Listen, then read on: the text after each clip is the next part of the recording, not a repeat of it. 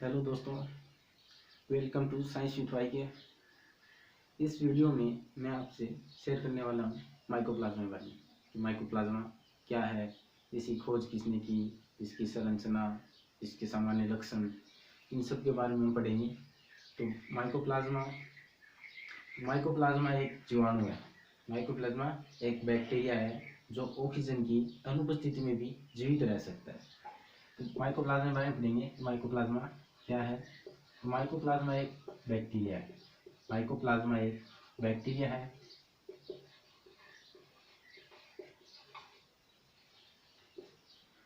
Mycoplasma एक bacteria है जो ऑक्सीजन की अनुपस्थिति में भी जीवित रह सकता है। उसको ऑक्सीजन की आवश्यकता नहीं होती।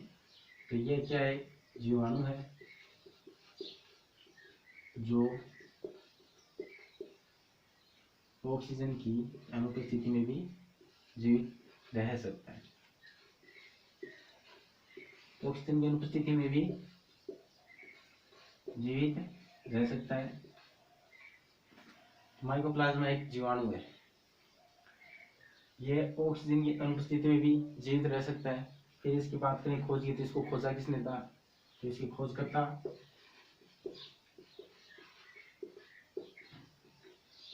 करता है नोकार्ड व रोग्स। नोकार्ड व रोग्स ने खोजा था इसको 1898 में। नोकार्ड व रोग्स ने खोजा था इसको। फिर इसकी उपनाम की बात करें, इसका उपनाम क्या है? इसका उपनाम है सूक्ष्म जीव विज्ञान का जोकर। सूक्ष्म जीव विज्ञान का जोकर,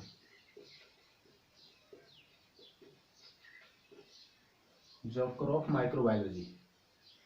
फिर इसके माइकोप्लाज्मा शब्द किसने दिया? इसके बात में तो माइकोप्लाज्मा शब्द किसने दिया?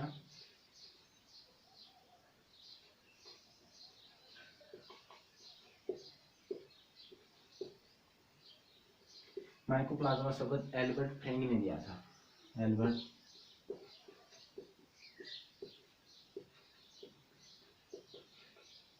माइकोप्लाज्मा शब्द एल्बर्ट फ्रेंग ने दिया था।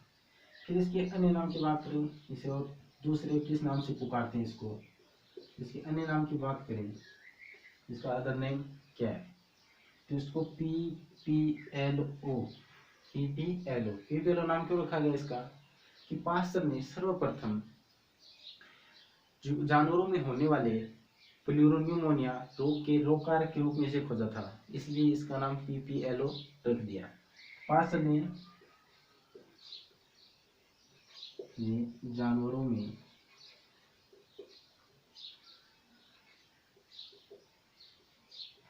होने वाले प्लूरोन्यूमोनिया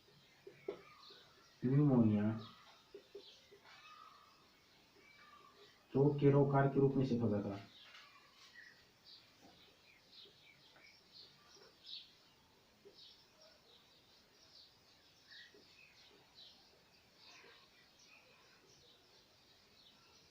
रोग के रोगकारक के रूप में इसे खोजा था, इसलिए इसका पीपीएलओ नाम रखा गया।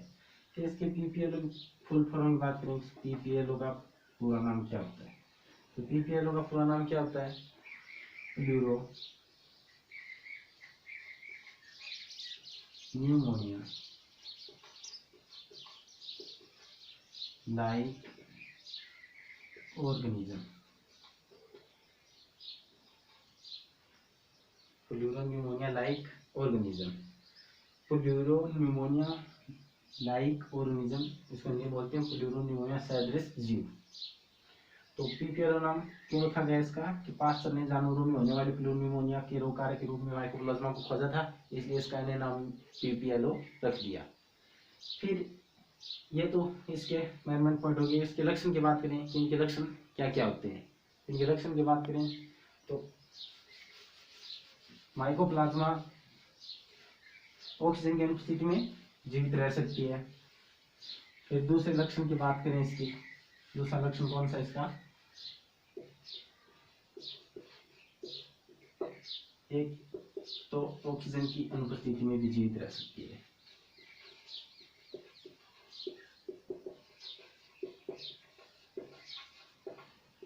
ऑक्सीजन की अनुपस्थिति में भी जीवित।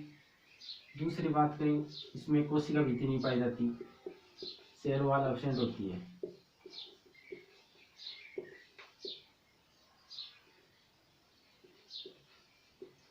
कोशिका भित्ति अनुपस्थित होती है इसमें। तीसरी बात करें, इसमें आरएनए डीएनए दोनों पाए जाते हैं। इसमें आरएनए प्लस डीएनए दोनों पाए जाते हैं। तो आरएनए प्लस डीएनए दोनों पाए जाते हैं। RNA DNA both are present.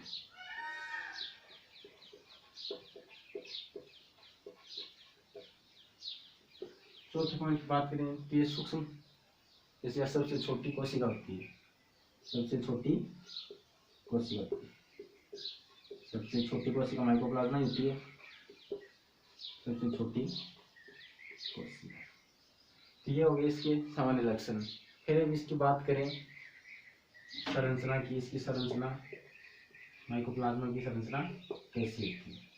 तो इससे 3 परतों से घिरा एक आवरण होता है जो लिपोप्रोटीन का बना होता है, जो 3 लेयर होती है उसमें।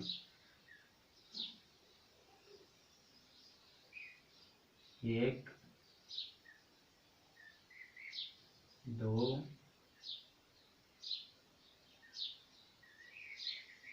3। फिर इसमें आरएनए डीएनए भी पाए जाते हैं, आरएनए और डीएनए भी पाए जाते हैं। इसमें पूरी स्ट्रक्चर होती है,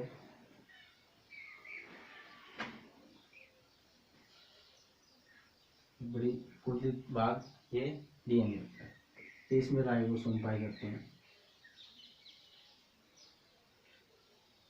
आरएनए भी पाए जाते हैं, प्रोटीन भी पाई जाती है,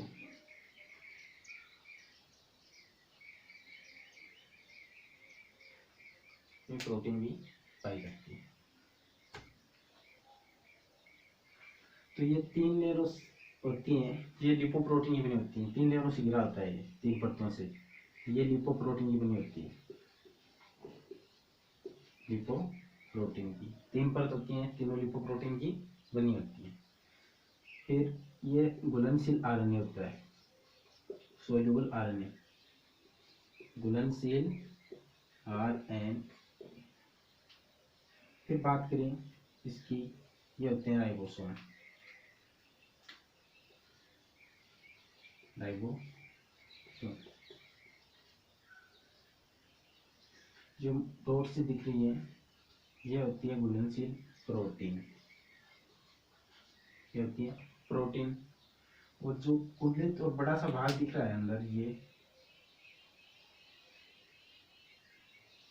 ये होता है आरएनए, सॉरी डीएनए, ये होता है डीएनए, ये होता है डीएनए। आरएनए तो घुलनशील, ये धागे संरचना दिख रही है, ये होते हैं। और जो अंदर बड़ा कुंडलित भाग है, ये होता है डीएनए। तो ये होगी इसकी संरचना। तो माइकोप्लाज्मा एक जीवाणु है जो ऑक्सीजन की अनुपस्थिति में भी जीवित रह सकता है।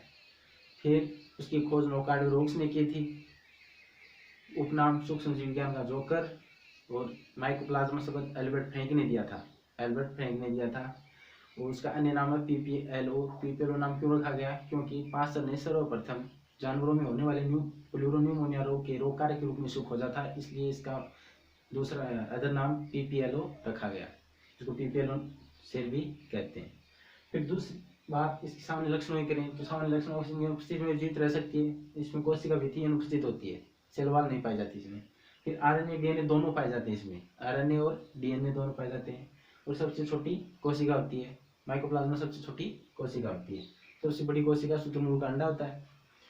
फिर संरचना की बात करें तो संरचना 3 लेयरों होती है, बाहर की तरफ बाह्य आवरण 3 परतों से घिरा होता है जो लिपोप्रोटीन का बना होता है। और जो धागेनुमा संरचना दिख रही है वो घुलनशील आरएनए है। जो गोल गोल बड़े बड़े बिंदु दिख रहे हैं ये राइबोसोम होते हैं। और डॉट डॉट से दिख रहे हैं ये प्रोटीन होती हैं। और अंदर कुंडलित और बड़ा भाग दिख रहा है वो डीएनए होता है। तभी तो इसमें कहा आरएनए प्लस डीएनए दोनों पाए जाते हैं। आरएनए भी होगा और डीएनए भी होगा, आरएनए भी है इसमें और डीएनए भी है। तो माइकोप्लाज्मा के बारे में इंपॉर्टेंट पॉइंट हो गए। अगर वीडियो अच्छा लगे तो लाइक ज़रूर करें, अगर हमारे चैनल पर पहली बार आए तो सब्सक्राइब जरूर करें।